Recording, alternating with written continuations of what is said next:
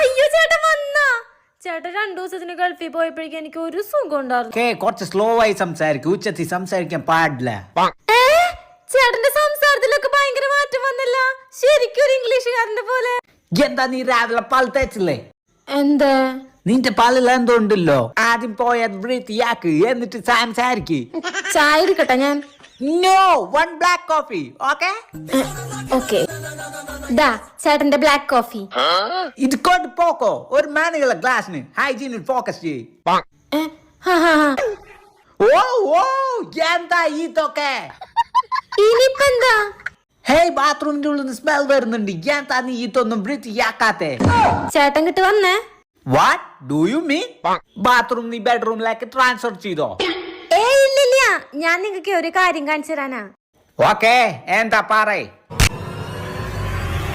2 ദിവസം ഗൾഫിൽ പുല്ല് ചെത്താൻ പോയി വന്നപ്പോഴേക്കും അങ്ങേര് സായിപ്പായി.